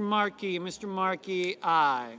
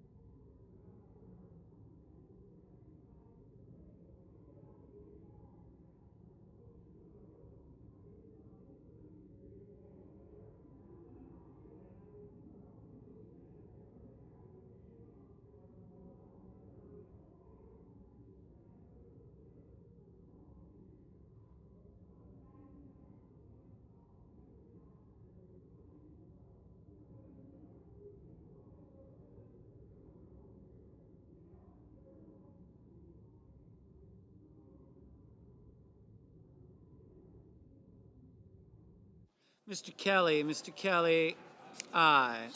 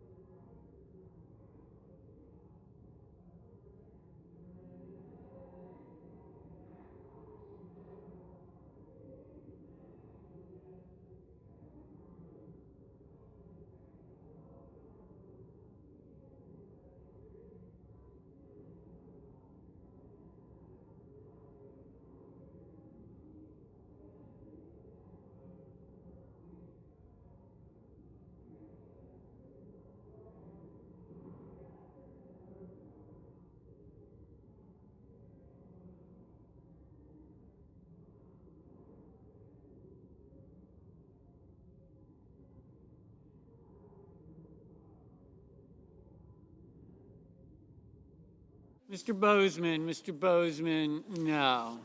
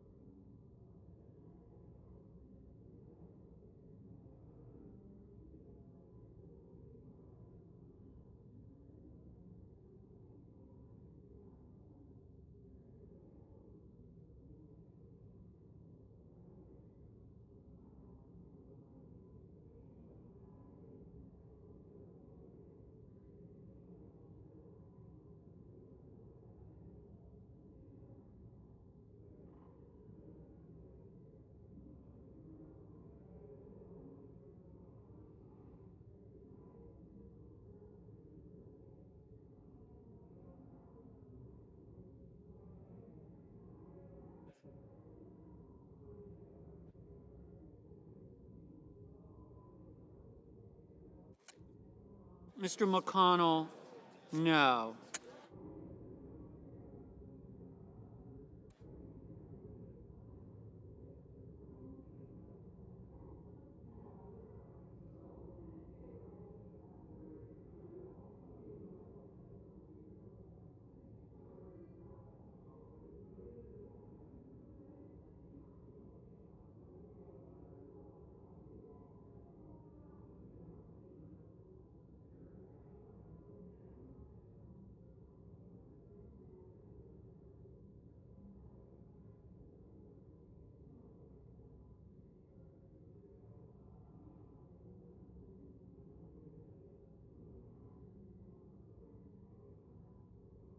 Mr. Hawley, no.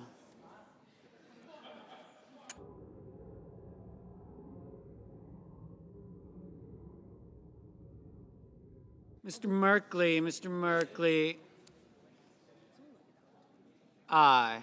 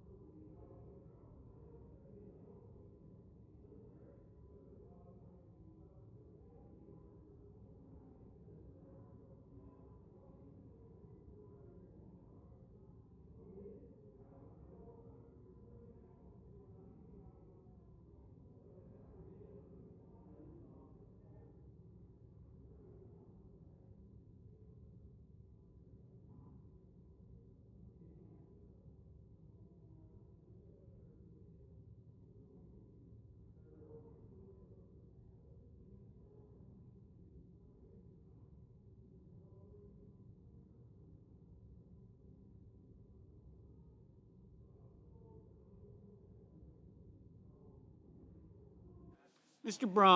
Braun, no.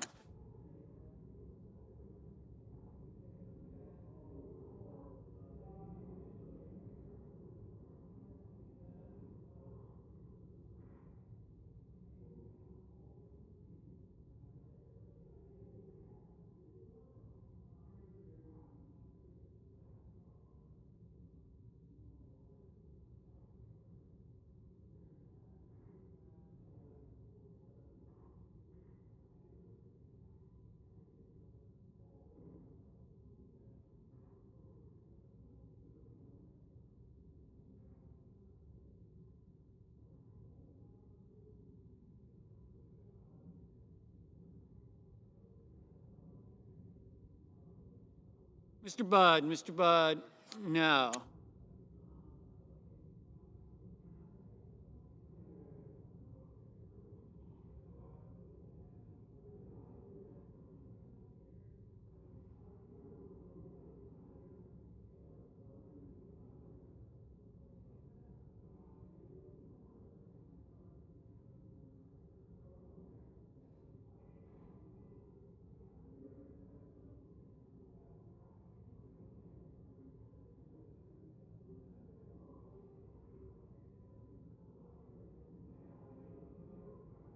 Mr. Hoven, no.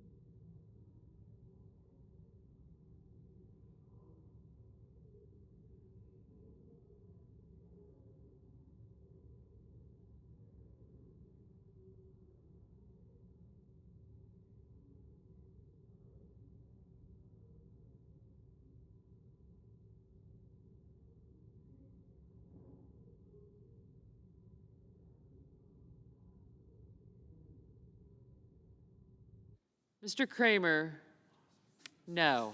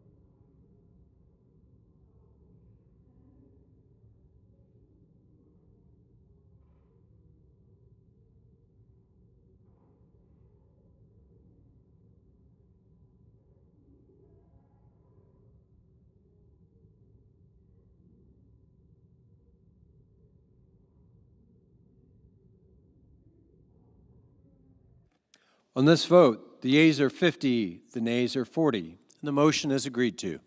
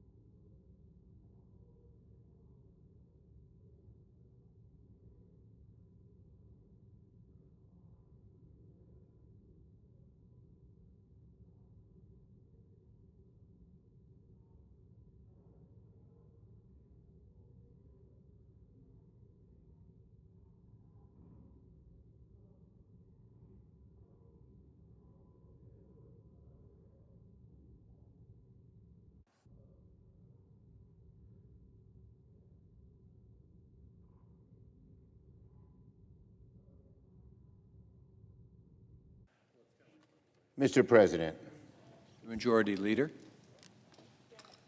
I ask unanimous consent that the Senate proceed to legislative session, be in a period of morning business, with senators permitted to speak therein for up to 10 minutes each. Without objection. Mr. President, I ask unanimous consent the Senate proceed to the consideration of H. Con Res. 126, which was received from the House and is at the desk. Clerk will report. H. Con Res. 126, authorizing the use of the rotunda of the Capitol for a ceremony to award posthumously a Congressional Gold Medal, and so forth. Without objection, the Senate will proceed. I ask unanimous consent the concurrent resolution be agreed to, the motion to reconsider be considered, made, and laid upon the table with no intervening action or debate. Without objection. Mr. President, I understand there's a bill at the desk that's due for a second reading. The clerk will read the title of the bill for the second time. S. 4973, a bill to reassert the constitutional authority of Congress to determine the general applicability of the criminal laws of the United States and for other purposes. In order to place the bill on the calendar under the provisions of Rule 14, I would object to further proceeding. Objection having been heard, the bill will be placed on the calendar. Mr. President, I ask unanimous consent that when the Senate completes its business today, it stand adjourned until 10 a.m. on Tuesday, September 10th, that following the prayer and the pledge, the journal of proceedings be approved to date, the morning hour be deemed expired, the time for the two leaders be reserved for their use later in the day, and morning business be closed. Following the conclusion of morning business, the Senate proceed to executive session to resume consideration of the Abelson nomination post-cloture. Further, that all time be considered expired at 11:30 a.m., and that following the cloture vote on the Vargas nomination, the Senate recess until 2:15 p.m. to allow for the weekly caucus meetings. That if cloture has been invoked on the Vargas nomination, all time be considered expired at 2:15 p.m. Finally, that if any nominations are confirmed during Tuesday's session, the motions to reconsider be considered made laid upon the table, and the President be immediately notified of the Senate's action. Without objection. If there's no further business to come before the Senate, I ask that it stand adjourned under the previous order following the remarks of Senator Warnock. Without objection. I yield the floor.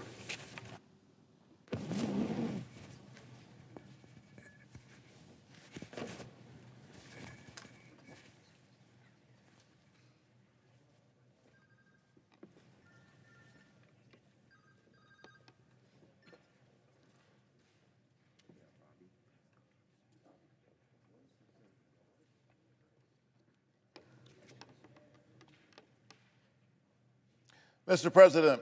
The Senator from Georgia.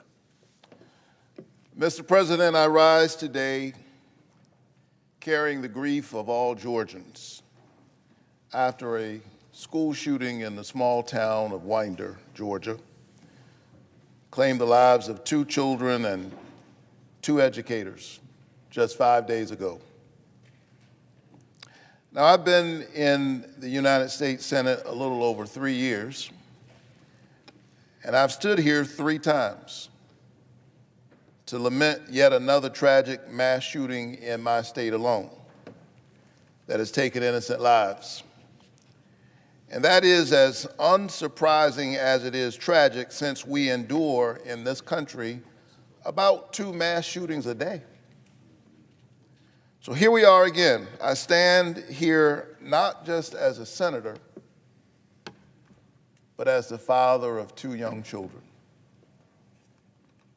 I can tell you that as a dad, that time in the morning when you get your kids ready for school and you put them in the car and you drive them to school, that's precious time. And all of us parents, when we drop our kids off, we drive them to school or walk them to school or walk them to the school bus, we want to know that we're going to pick them up just a few hours later. And it is a ritual played out in small towns and big cities all across America, and it's something that we take for granted, but increasingly in the United States of America, we cannot take for granted that when we drop our kids off in the morning, that we will pick them up at 3 o'clock. And that is every parent's nightmare, regardless of your politics. And only weeks into the new school year, this nightmare again became a reality in Georgia. With 4 dead, others injured, an entire community traumatized, Appalachia High School joins a grim and growing procession of schools where our children are dying from gun violence. We cannot easily pass this over. We must never forget their names. 2 dedicated educators, Christina Erming and Richard, or Coach Ricky as he was called, Aspinwall. And then 2 young students, Mason Schermerhorn and Christian Angelo. And so on Friday night, this past Friday night, I went to Winder to join Appalachia students, families, and community members as they came together to mourn these precious souls. It was a Friday night in small town Georgia. And the truth is, we should have been there for a football game. How I remember those nights as a high school student. But instead of cheering on their classmates, they were mourning their classmates. One student came up to me with pain in her eyes, and she said, "I don't want to go back to school."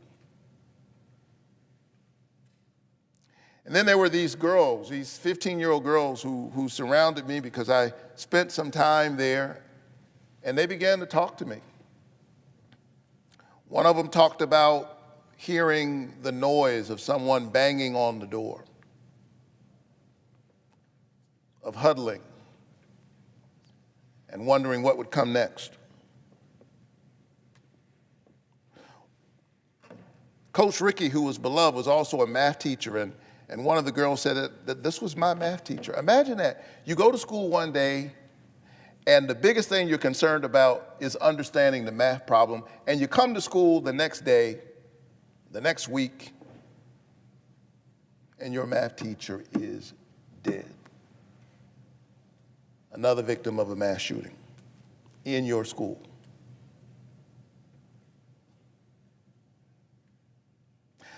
I remember talking also to the family of Christian, and the father shared with me that they had moved from California to a small town in Georgia looking for a quiet and peaceful life. Sad irony, tragic irony. And one of my colleagues suggested over the weekend, one of my Senate colleagues, that this kind of violence is a fact of life. That's what he said. He said it's a fact of life. No, this is a fact of life in America.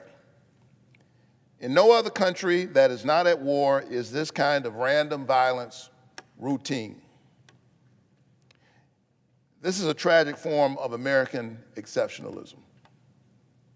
And as we wrestle with this trauma, I think that we are all called as a country to ask ourselves, what trauma do we visit upon our children if we say that the only thing we can do for you in the midst of all of this is to teach you how to hide?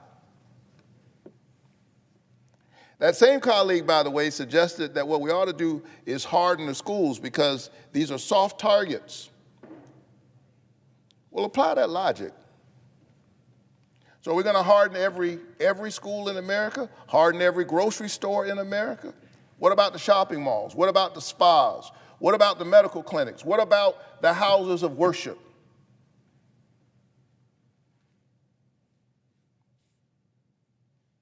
Is that the answer? Are we going to turn the whole country into a fort just so 14-year-olds can have AR-15s? So I know that we may not all agree on what to do, but surely we can do better than that.